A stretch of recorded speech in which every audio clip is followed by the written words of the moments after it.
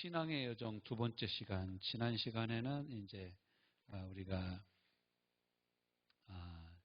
복음에 대해서 나누었죠. 이번 시간에는 우리가 이제 제3강이라고 쓰여져 있고 상한 감정의 치유 이렇게 쓰여져 있을 것입니다. 여러분 신앙의 여정 세 번째 책에 나와 있죠. 자, 없으신 분 한번 손 들어주세요. 없으시면은 신앙의 여정.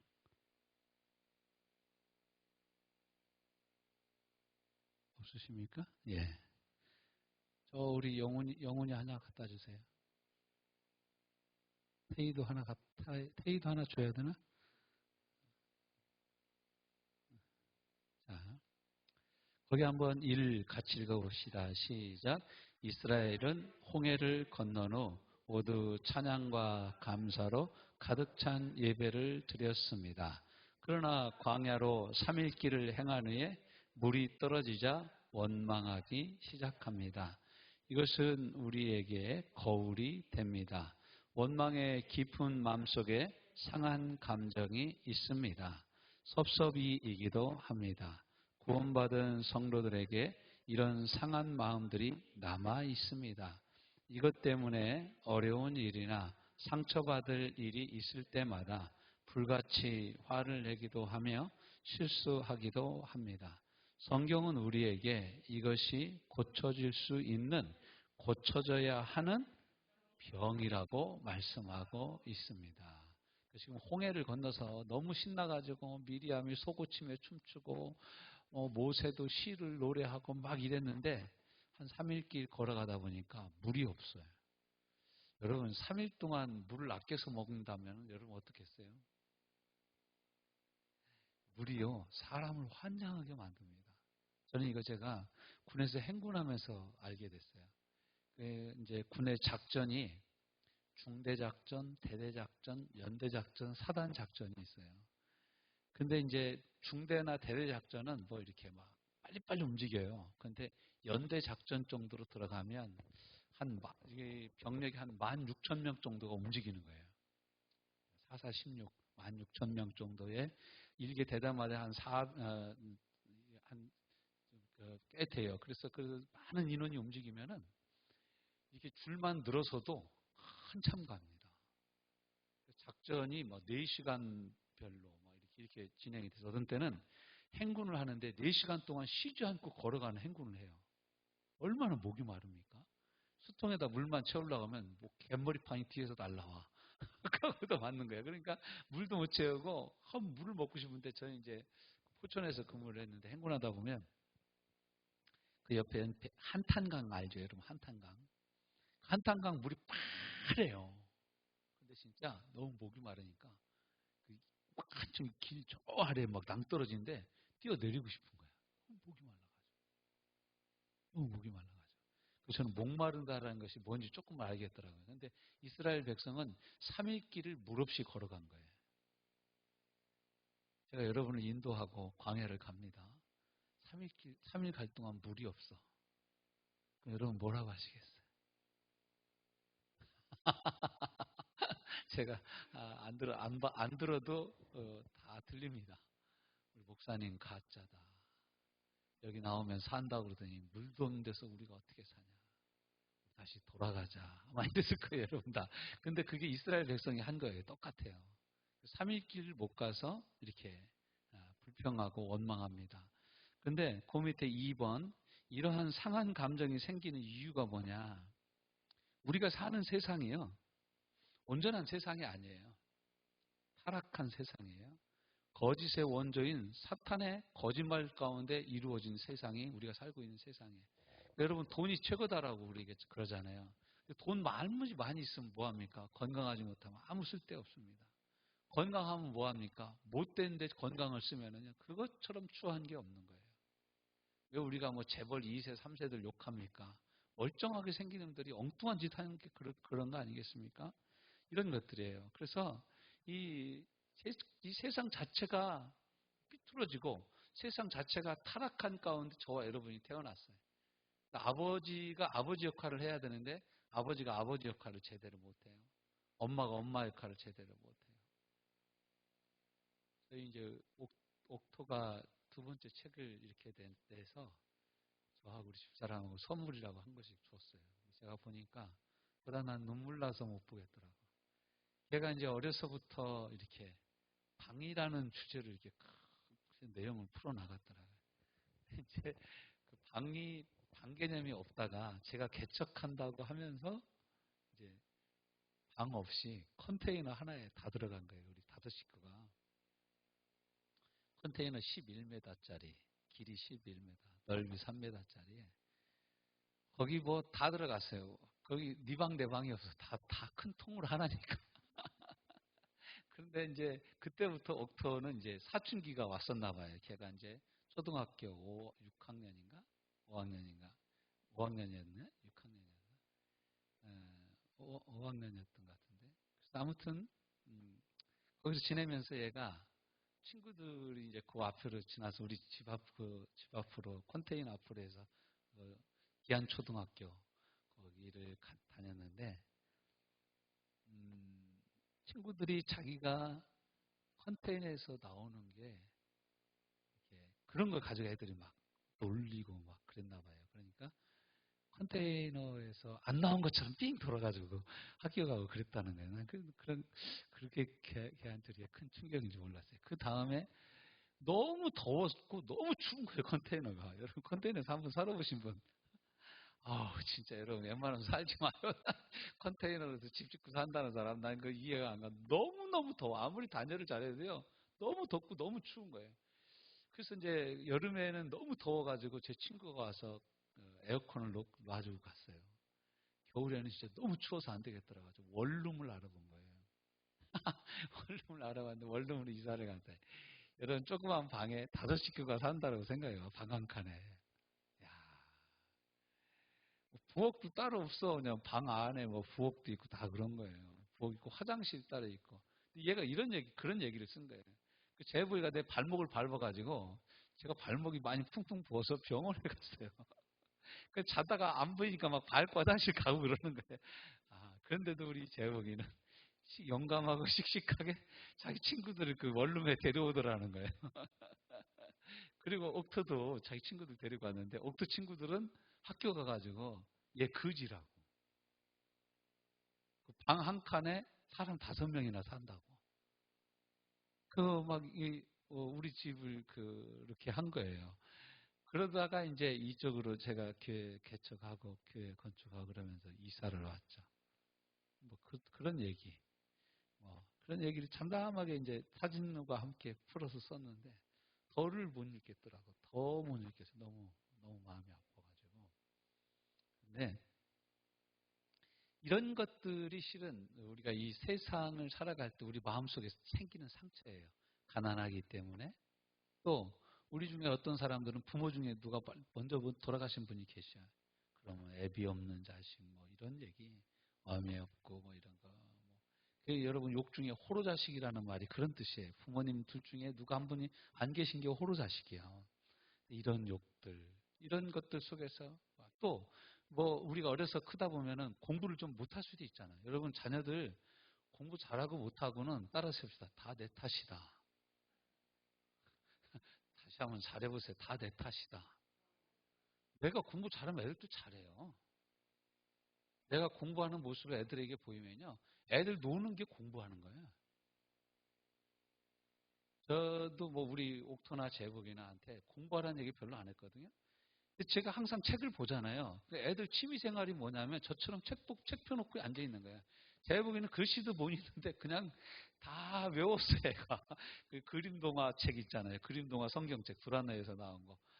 얘가 다 알아. 태초에 말씀이 계시니라. 다 외운 거예요. 맨날 읽으니까. 그래서 여러분이 공부는 부모가 공부하는 모습을 보여야 자녀들도 자연스럽게 공부하는 거예요. 자기는 맨날 TV 리모컨 붙잡고 공부해라. 공부해. 애들 공부하니까 안 되는 거죠. 공부 안 되는 거죠. 그래서 학자 집안에 학자 나오고 상인 집안에 상인이 나오는 거예요. 기술자 집안에 기술자가 나오는 거예요. 아버지 하는 거 보고 따라하니까. 그래서 맹자 어머니가 삼천지교 맹자를 위해서 3번 이사를 다닌 거예요. 처음에는 어디로 이사 갑니까? 시장통으로 갔더니 맹자가 맨날 뭐 벌려놓고 쌉니다, 싸 이러고 팔고 있는 거예요. 안 되겠다 싶어서 얘를 데리고 이제 그 다음에 이사를 갔는데 옆에 이제 상역관이 있는 데로 이사 갔어. 장례식장 집으로. 그때 얘가 맨날 애들 모아놓고 상역 나가는데, 야, 이거는 이제 가면 언제 오나, 어허이허야, 명년 3월 꽃 피거든, 우리 그때 만나보세. 그러면서 이런 노래 하고 있는 거예요. 이거 도저히 안 되겠다. 어떻게 하면 애를 공부시킬까 해가지고 세 번째 학교 앞으로, 서당 옆으로 갔다라는 거예요. 맹자가 그때부터 공자왈, 맹자왈 하더라는 거예요. 공부를 하더라는 거예요. 여러분, 서울에 땅값이 최고 비싼 데가 어디예요? 파라쿤이 있는데 엄마들 그 치맛바람에 그냥 애들 거기다 갖다 놓으면 애들 공부하는 거야. 옆에서 공부하는데 저희 때는 노는 게 대세였어. 공부 안 하고. 근데 요즘은 어떻게 해요? 요즘은 공부하는 게 대세예요. 공부 안 하면 이상해. 학원 안 가면 뭐 할 게 없어. 이렇게 막 몰아붙이는 거죠. 그러니까 어쩔 수 없이 공부를 하는 거죠. 그래서 공부 못하면 뭐 지금도 기억납니다. 선생님이 뭐 산수 문제 때 해놓고 못 풀으면은 선생님이 그랬어요. 에이 똥통, 너 똥통이로, 너 똥통이요. 초등학교 동창들 만나면 아주 똥통 1, 2호로 통해. 그럼 여러분 그거 공부 못한다고 진짜 사람이 똥통입니까? 그렇지 않잖아요. 그렇지 않잖아요. 제 친구 중에 저 부천 쪽에서 사업을 해가지고 지금은 기업을 일군 친구가 하나 있어요. 그 친구가 초등학교 때도 공부도 못했고, 제가 이제 고등학교까지 같이 다녔어요, 그 친구가. 근데 저는 그 친구가 공부 잘하는 모습을 본 적이 없어요. 그런데 이 친구가 고2 때 서울로 도망갔어. 공부하기 싫다고. 고2 때 서울로 도망갔어요. 그래서 이제 많은 시간이 지나서 제가 예비군 훈련을 갔는데 예비군 훈련장에서 제 친구를 만난 거예요.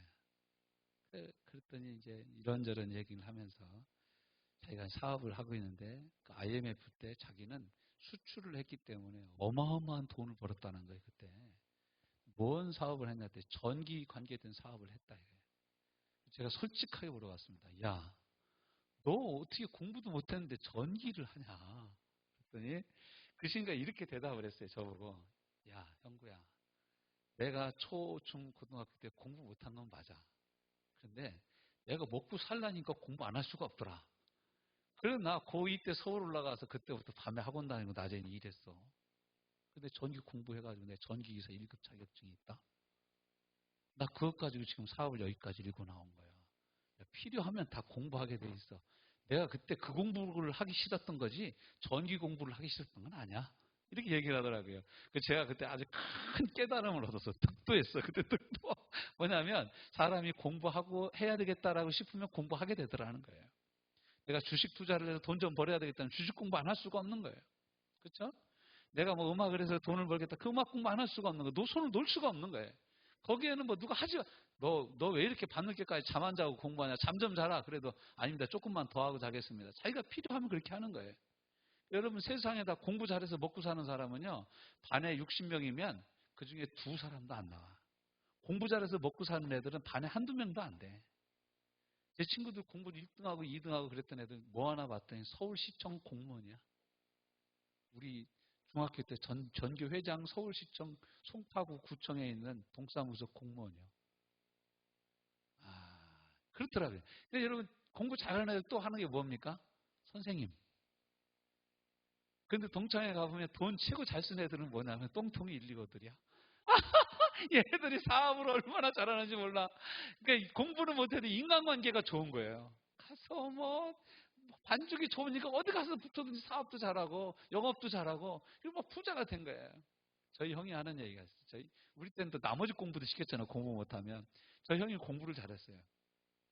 수학을 잘했는데 선생님이 야 저희 형 이름이 양구인데 양구야 너 네 친구들 5명 쟤들 산수 공부시켜주고 집에 보내. 네가 저 별표 5개 해줘야 집에 가는 거야. 그래서 우리 형이 5명을 3년을 가르쳤대. 초등학교 때 3년. 가르쳤는데 그렇게 이 꼴통하고 맨날 형이 꼴밤 주고 그랬던 친구가 대전에서 사업을 했는데 완전히 대박이 난 거예요. 그래서 지금 저희 형들 중학교 동창회 회장이야. 그 형이. 근데 이 형은 동창회 할 때마다 1,000만 원, 2,000만 원씩 내놓는 거예요. 그것도 이제 여자 동창들 오면은 봉투 마련해가지고 10만 원씩 준대. 그러니까 동창회만 한다고 하면 여자들이 죽으라고 온다는 거. 가기만 하면 10만 원 생기잖아. 여러분 가서 얼굴만 비치면 10만 원 준다면 안 가겠어요? 또 맛있는 것도 사주는데? 가지. 그래, 이제 그 형이 또 휴지 같은 거 공장을 휴지 두루마리 휴지 공부. 가면 또 휴지도 공짜로 준대지. 많이 온다라는 거예요. 그래서 제가 그 얘기 듣고 여러분 사람은 공부 잘해서 공부해서 먹고 사는 사람이 있고 기계 만져가지고 기계로 일하는 사람 있고 여기 중앙 카클릭이라고 가보면은 이제 차 고치는데 김영본데 그 사람이 제가 물어봤어요. 어떻게 이렇게 차량 정비를 하게 됐냐. 그랬더니 이제 자기가 어렸을 때 얘기를 하는데 자기는 뭐만 보기만 하면 다 뜯었대. 뭐 전자기기만 보면 다 뜯었대. 근데 삼촌이 한 번은 뭐 소니 뭐라 그러죠? 소니 마이마이인가? 워크맨. 소니 워크맨 사다 주면서 뭐라 그러냐면 너희는 새끼 이거 뜯으면 나한테 맞아 죽을 줄 알아? 그런데 갖다 놨는데 3일을 참았는데 3일을 이상은 못 참겠더래. 다 뜯어서 이게 이렇게 생겼구나 하고 조립을 하려고 했더니 조립이 안 되더라는 거야. 그래서 조립하려다 하려다 안 돼서 버렸대요. 우리 최집사님 갖다 줬으면 조립했을 텐데. 그래서 자기가 하는 얘기가 자기는 뭐 뜯고 고치는 게 그렇게 좋았대. 그래서 고등학교 또 자동차 학과를 갔다 그러더라고요. 그런데 전문대까지 졸업을 해서 자동차 정비를 한 10년 동안 그 고향에서 했대요. 그냥 이제 자기에게 쭉 해주는 거예요. 근데 저 용인 수지 그쪽에서 자기 형이 한밭집을 했대. 너 나하고 같이 한밭집 하자. 그래서 와서 한밭집 잘하는데 형이 그러더라고요. 야, 지금 대한민국엔 별 비전이 없고 베트남 가서 한밭집 하자고 그러더래요. 베트남 가서 한밭집 해가지고 싹 다 말아먹었대. 아주 국물도 안 내놓고 다 말아먹었대. 그리고 나서 이제 이 양반이 1년을 술로 살았대. 술병만 붙잡고 살았는데 이렇게 술 먹다가 죽을 수도 있구나라는 걸 자기가 깨달았는데 애는 둘이지 마누라 있는지 딱 쳐다보니까 정신이 번쩍 들더래. 내가 할 수 있는 게 뭘까 했더니 10년 동안 정비한 것만 생각나더래. 그래가지고 이제 그 자동차 정비를 자기가 하게 됐다고 간증을 하는 걸 제가 들었습니다. 근데 여러분 그런 사람이 있는 거예요. 뭐 뜯는 게 좋은 사람이 있는 거예요. 채집사님도 뜯는 게 좋으면 자동차 해야 돼. 늦어도. 그러니까 여러분 자기가 좋아하는 걸 하는 것이 진짜 행복한 거예요. 진짜 행복한 거예요. 여러분 책만 보면 잠 오는 사람 보고 어떻게 공부하라고 합니까? 그런 분들은 아주 일용할 양식만 봐도 잠이 올 거야 아마. 이게 일용할 양식 보면 잠자기 좋잖아. 이래서 아무튼 보고 주무셔도 괜찮아요. 이렇게 공부하는 거 이제 그런 게 좋은 사람이 있는데 이 세상은 그렇지 않아. 이 세상은 1등, 2등만 쳐주는 거야. 삼성이 이제 세계 제일, 국내 제일을 항상 목표로 해가지고 삼성 제일 뭐 이렇게 목표로 해서 회사를 운영했죠. 근데 세상은 제 1등만으로 구성된 게 아니죠. 1등이 있으려면 어떻게 해야 됩니까? 꼴찌도 있어야 1등이 있는 거예요. 저와 여러분이 있어서 저와 여러분의 반에 1등이 빛난 거지 나 없이 저 혼자 빛날 수가 없었던 거예요. 여러분 다음 대의 자신감을 가지시기를 바랍니다. 내가 공부를 못했지 다른 걸 못한 건 아니잖아요. 그렇죠? 공부 잘하는 친구들은 싸가지 있는 놈은 별로 못 봤어요. 왜 이렇게 재수 밥맛 없는 놈들이 공부는 잘하는지 모르겠어요. 근데 정말 인격적이고 사람 좋은 애들은 공부는 못해. 착하고 좋은 애들, 마음 좋고 그런 애들 많이 있습니다. 또 누가 이런 상한 감정을 생기게 하냐면 부모나 형제들이 이런 감정을 생기게 해요. 부모가 이제 자녀들 말 잘 듣는 자녀는 착하다고 그래. 저희도 이제 6남매거든요. 6남매인데 6남매 중에서 최고 말을 안 들었던 사람이 누구냐면 저였어요. 저였는데 제가 부모님 속도 좀 많이 썩이고 그랬는데 그래서 그런지 집안에서 무슨 일만 생기면 항상 우리 부모님은 누구를 의심하냐면 나를 의심을 하는 거예요. 네가 했지. 그러는 거예요. 솔직히 말하면 한 대만 때릴게. 그러는 거예요. 그런데 제가 또 고집이 셌거든요. 아니면 안 했다고 하기 때문에 저는 그것 때문에 종을 많이 맞았어요. 우리 아버지한테. 안 했는데 했다고 딱 때리는 거예요. 또 형제들도 그렇죠. 형제들이 서로 속이고 형제들도 서로 때리고 막 자기 말 안 듣는다고 형이 동생을 때리고 우리 형이 저를 때려가지고 번은 기어들었다가 얼마나 죽도록 맞았나 몰라. 5살 차이는 극복이 안 되더라고. 어려서 5살 차이는 극복할 수 없는 벽이더라고. 넘사벽이더라고. 넘을 수 없는 벽이더라고요. 안 되더라고요. 신나게 두들겨 맞았습니다. 동생 한 번 때렸는데 너 왜 동생 때리냐고 날 또 때리더라고요. 그래서 형이 뭔데 나 때리냐고 했다가 아주 흔지 벽털도 맞은 적이 있습니다. 그런 거예요. 그렇게 맞고 나면 무슨 생각이 드냐면 부조리해지는 거예요. 사람이. 이런 게 상처가 되는 거예요. 그래서 그 사람 닮은 사람만 보면 열받는 거예요. 여러분 그렇지 않습니까? 어떤 사람 보면 괜히 기분 나쁜 사람이 있지 않아요? 그런 사람한테 여러분이 상처를 받아서 그래요. 어떤 말만 들으면 다른 말은 좀 괜찮아. 근데 그런 말만 들으면 여러분 확 하고 막 속에서 불이 치밀어 오르는 그런 말이 있죠. 왜 그런지 아세요? 그 상처가 여러분 해결이 안 돼서 그래요. 오늘 말씀 잘 듣고 상처를 해결받는 복된 하나님의 사람들 되시길 바랍니다. 세 번째는 친구들이 그래요. 친구들이. 여러분 친구들이 여러분을 뭐라고 불렀습니까? 이런 곰탱이 뭐 찌그러진 별색을 다 여우다 뭐 곰이다 뭐 왜 그렇게 우리 별명은 그렇게 유치했는지 몰라. 다 동물을 벗어나지 못해. 별명이. 그런 별명들이 참 많았습니다. 어려서 학교 다니다가 뭐 바지다 똥 한 번 지르면 별명이 똥싸개 이런 거 이게요 이게 별거 아닌 것 같은데 우리가 커서도 상당히 이게 영향력을 발휘하는 거예요. 내 자신도 모르는 게 이런 게 우리 안에 있어. 또 선생님들이 거짓된 선생님들이 정말 많이 있습니다. 뭐 공부는 못해도 괜찮아. 사람 착하게 살면 돼.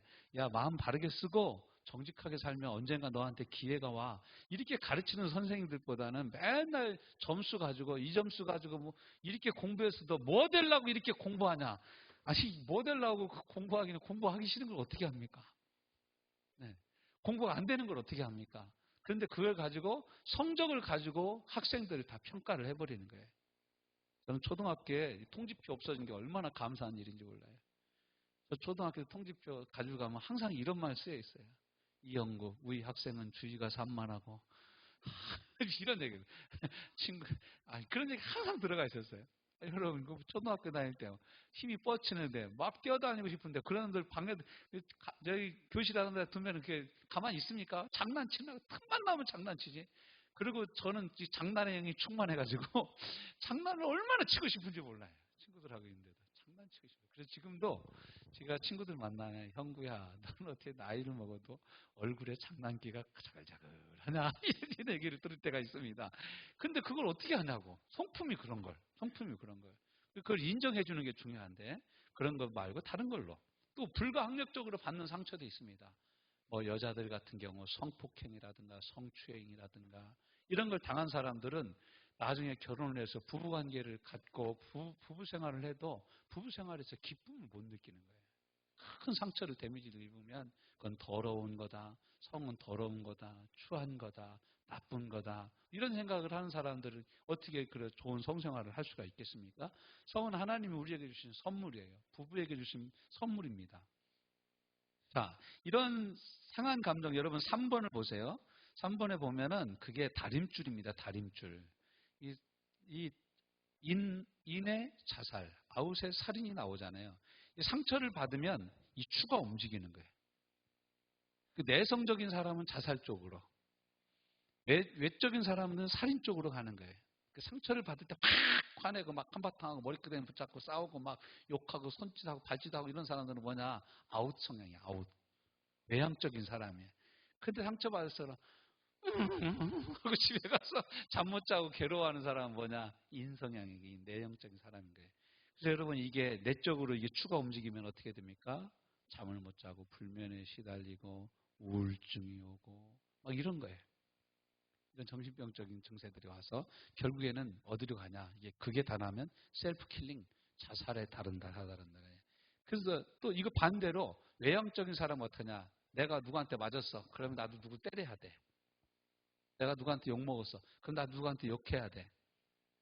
내가 밖에서 열받았어. 그럼 집에 가서 그 열을 해소해야 돼. 내가 밖에서 맞았어. 그럼 집에 가서 때려.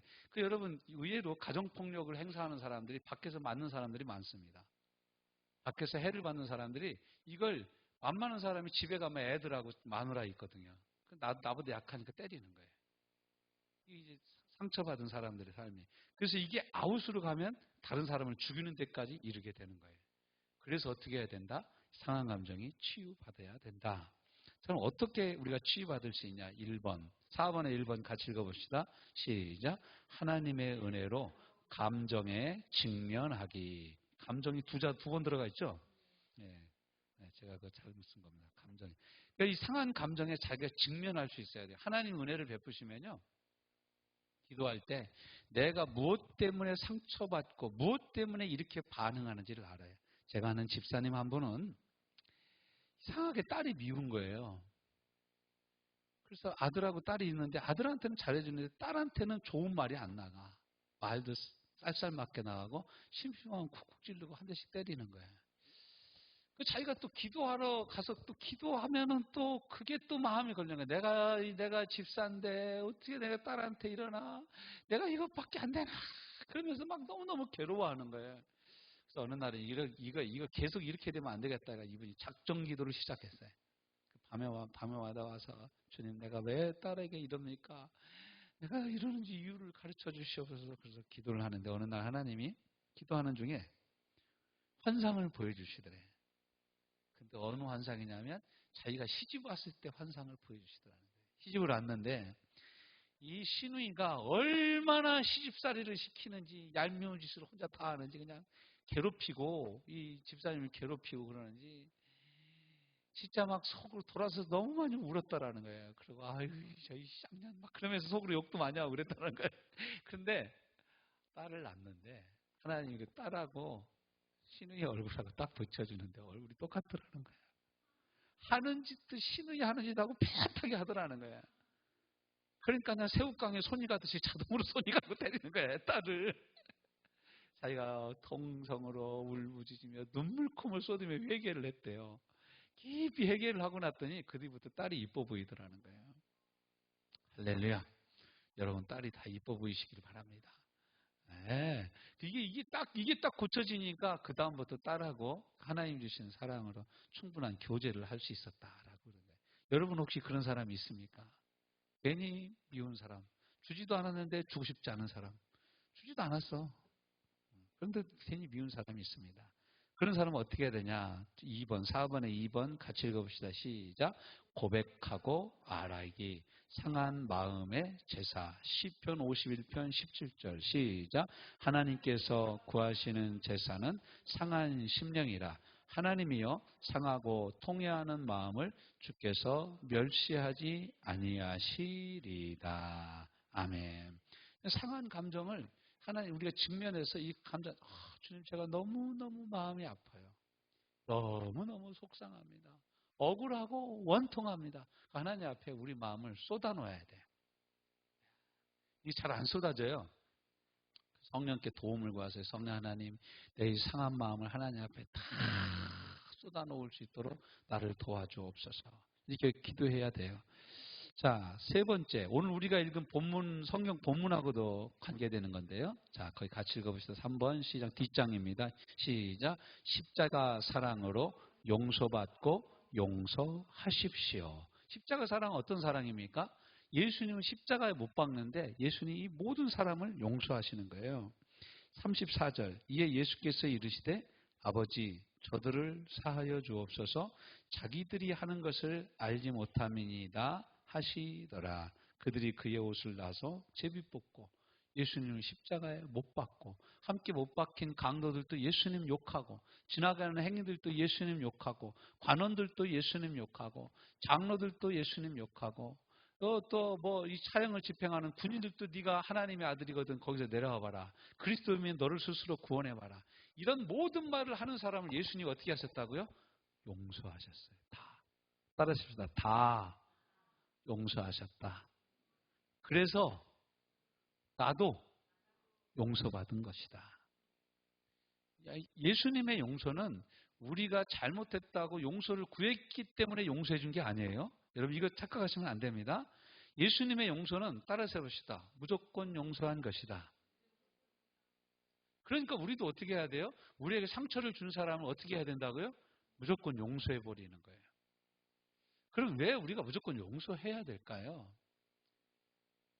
그렇지. 그건 예수님이 나를 무조건 용서해 주셨기 때문에 그런 거예요. 한번 제가 가끔 이런 얘기를 하죠. 여러분 미운 사람이 있죠. 정말 용서 안 되는 사람이 있죠. 그럼 제가 여러분에게 물어볼까요? 여러분이 용서 못할 그 사람은 징역 몇 년 정도 살면 될까요? 30년? 네. 그러면 30년 사는 것하고 영원히 지옥 가는 벌을 받는 거고 어떤 것이 더 싼 겁니까? 네, 지옥 가는 게 훨씬 비싼 거죠. 그렇죠? 그러니까 우리가 아무리 미운 사람도 지옥 갈 정도로 미워하면 안 되는 거예요. 그렇죠? 맞죠? 지옥은 영원히 살아야 되는 것이니까 징역 30년 살으면 그래도 나올 수나 있잖아. 영원토록 지옥에 살아야 된다면 그거 어떻게 그 값을 감당합니까? 그러니까 우리가 예수님이 우리를 용서해 주신 용서가 어떤 용서라고요? 우리가 지옥 갈 죄를 용서해 주신 거예요. 할렐루야. 우리가 지옥에서 살 죄를 용서해 주신 거예요. 그 용서에 비하면 나한테 상처를 준 사람의 죄는 10년, 30년 이 정도밖에 안 된다라는 거예요. 벌금 1,000만 원도 안 나와. 나한테 상처를 준 사람의 잘못은. 그럼 우리가 그 영원한 용서를 받았다면 그 영원한 용서에 비해서 나한테 잘못한 사람의 죄값은 얼마예요? 누구만큼밖에 안 되는 거야. 그래서 마태복음 18장에 보면 예수님이 그 1만 달란트 빚진 신하 얘기를 하면서 뭐라고 얘기합니까? 너 이것을 네 빚을 다 갚을 때까지는 네가 그 빚에서 나올 수 없다라고 말해요. 네가 중심으로 형제를 용서하지 아니하면 하늘에 계신 천부께서 너희 죄를 용서해 주시 아니하시라. 그러니까 여러분 우리가 다른 사람을 용서하는 건 뭐냐면 하나님 우리를 용서하셨다라는 것에 대한 고백입니다. 네, 하나님 나를 용서하셨기 때문에 내가 당신을 용서합니다. 이렇게 고백을 하는 거예요. 그러니까 여러분이 그 밑에 3번의 1번 같이 읽어봅시다. 시작. 용서와 화해는 다르다. 화해는 쌍방, 용서는 일방이다. 그러니까 여러분 예수님이 이 십자가 주변에 있는 모든 사람을 용서했을 때 그 사람들이 잘못을 고백했기 때문에 용서해 준 게 아닙니다. 어떻게 한 거예요? 그냥 예수님이 일방적으로 용서해 준 거예요. 나중에 은혜를 받으니까 어떻게 돼요? 자기 죄를 회개하더라는 거예요. 그때 화해가 이루어지는 거예요. 여러분 구원받고 화해가 일어나는 겁니다. 구원받고 나서 화해가 생기는 거예요. 예수님이 우리 죄를 위해서 십자가 못 박혀 죽으셨고 그것을 내가 믿었어. 그래서 내가 구원을 받고 보니까 내가 죄인인 것이 알아지는 거예요. 그 내 죄를 회개하고 하나님과 화목하기 시작하는 거예요. 화평하기 시작하는 거예요. 그러니까 여러분 내가 저 사람 누구의 죄를 용서해 줘야 되겠다라는 것을 내가 너 죄 용서해 줄 테니까 너 나한테 잘못했다고 그래. 이건 화해지 용서가 아닙니다. 많은 사람들이 착각을 하는 거예요. 용서는 우리가 하나님 앞에서 예수님이 했듯이 얼마든지 할 수 있는 것이 용서라는 거예요. 용서할 때 우리의 상한 감정이 치유되기 시작하는 거예요. 하나님이 우리의 상한 감정을 치유해 주시는 거예요. 그러고 나서 어떻게 합니까? 2번 시작. 은혜를 구하고 은혜가 흘러가게 하라. 하나님의 은혜를 구하는 거예요. 용서할 수 있는 은혜를 내게 부어주옵소서. 십자가를 더 깊이 깨달아서 내게 이렇게 해악을 끼친 사람을 용서하게 하여 주옵소서. 제가 가끔 그런 얘기 하지 않습니까? 제가 고등학교 다닐 때 전학을 한번 갔어요. 고등학교 다니다 전학을 한번 가서 저는 고등학교 친구들이 학교 친구들이 두 군데 있습니다. 근데 제가 두 번째 학교를 갔더니 그 학교 창고로 그 동창들이 다 저를 부르더라고요. 나는 뭐 맛있는 거 줄라나 하고 갔더니 이놈들이 나를 때리는 거야. 한 열댓 놈이 모여가지고 돌림방으로 때리는 거야. 그러니 12명하고 붙어서 내가 이길 자신도 없고 신나게 맞았죠 뭐. 근데 그 중에 한 놈이 나를 그렇게 인격적으로 모독을 하더라고. 내가 너는 언제 진짜 밤에 안 보일 때 둘이 만나면 내가 너는 죽인다 이런 생각을 했었어요 내가. 근데 이제 졸업을 하고 제가 예수님을 만나고 예수님 나의 주님 사랑해 내 하나님 주여 이러면서 기도도 그러는데 용서가 안 되는 거예요 그놈이. 야 고등학교 때 맞았던 상처가 뭐 치유가 안 되는 거예요. 그 또 저희 고향집에 가려면 꼭 거기 앞에 지나가야 돼. 걔네 집 앞에를. 걔네 집 쪽인데 갈 때마다 이놈 새끼 아주 그냥 하나님이 사람을 이런 새끼는 놔두면 안 되는데 그래서 제가 고등학교 이제 고향을 갔다 왔다 하는데 제가 24살 때 주님을 만났는데 30살 넘어갈 때까지 매번 오갈 때마다 용서를 했습니다. 여러분 제가 한 7년, 8년 용서를 한 거지. 지금은 그 앞에 지나가도 걔 생각이 전혀 안 나. 따라하십시오. 용서는 잊어먹을 때까지 하는 거다. 제가 깨달았어요. 용서요, 여러분 쉽지 않아요. 결코 쉽지 않아요, 용서. 용서 시작했다. 여러분, 주여 용서합니다. 그 새끼 나한테 때린 게 생각나. 아이씨, 주여 용서. 또 생각나. 어우, 주여. 이게요, 한참 가는 거예요, 한참 가. 쉽지가 않아요. 쉽지가 않아. 여러분, 용서 결코 쉬운 게 아닙니다. 그런데 용서는 하기 시작하면 되는 게 용서입니다. 돼요. 여러분, 됩니다.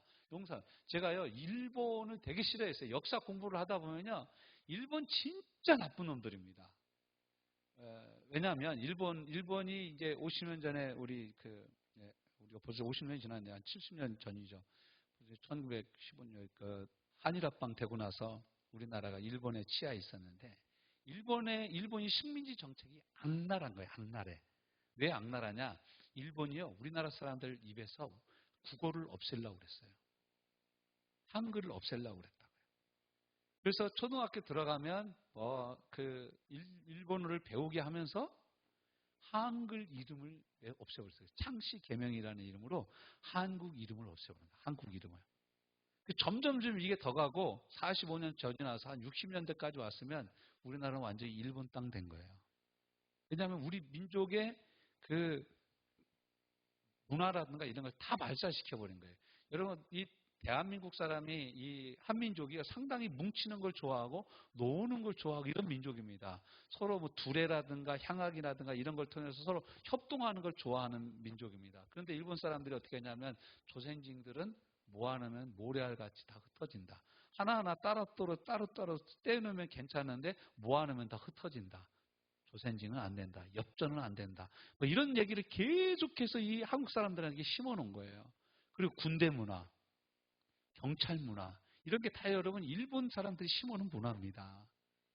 근데 이런 문화들이 한국 사람들 마음속에 깊이 자리 잡게 된 거죠. 이 참 마음 아픈 거죠. 그래서 제가 일본 되게 미워하고 싫어했습니다. 일본 사람들 성만 들어도 기분 나빴어요. 뭐 야마모로 나가잖아요. 우리 야마돈다 이런 거밖에 잘 몰라요. 근데 뭐 야마구치 뭐 이런 거 계속 나오잖아요. 이름 나오는. 일본 사람 이름 자체가 싫었어요. 근데 제가 이 상하감정의 치유 공부하고 하나님의 용서를 공부하면서 용서해야 되겠다. 어떻게 무조건 용서해야 되는데 용서하되 역사는 잊지 말아야 되는 거예요, 우리가. 역사는 재현되면 안 되니까요. 잊지 말아야 되는 거예요. 그래서 어떻게 용서를 해야 되냐? 첫 번째 따라서 해봅시다. 말로 용서해라. 계속해서 용서해라. 축복함으로 용서해라. 선물 주면서 용서해라.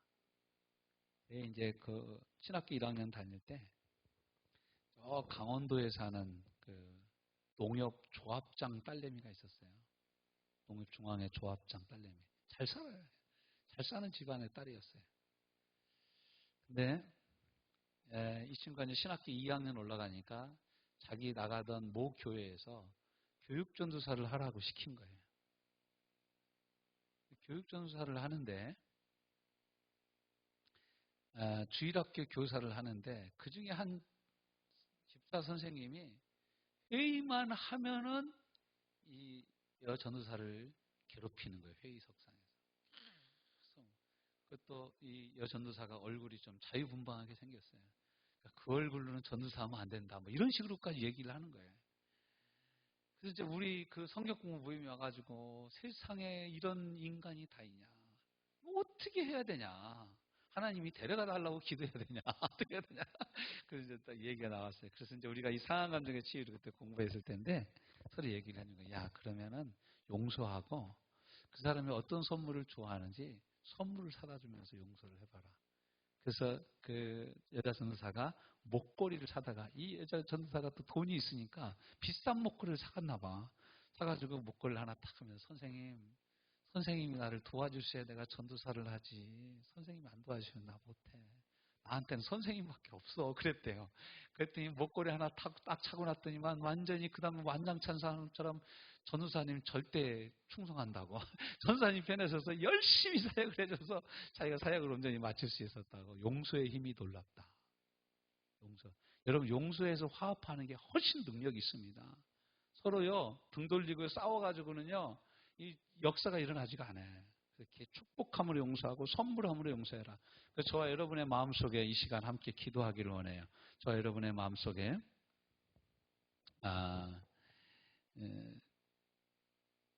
하나님 앞에 또 사람 앞에서 이렇게 용서하지 못할 사람이 있거든. 함께 이 시간 기도하는 시간 갖게 되는데, 찬양 한 장 부르고 함께 기도하는 시간 갖도록 합시다. 주님과 같이 내 마음 만지는 분 없네.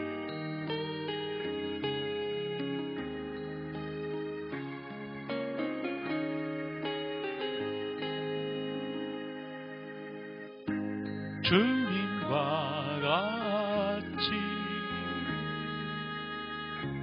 내 마음 만지는 분은 없네. 오랜 세월 찾아 난 알았네.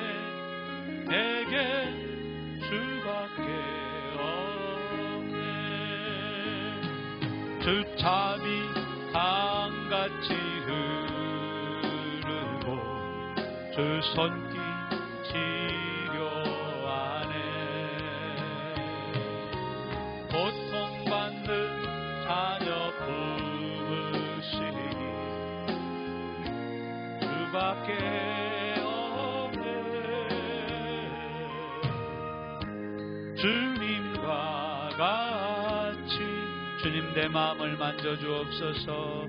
나의 마음 만지는 그는 없네. 오랜 세월 찾아 난 알았네. 내게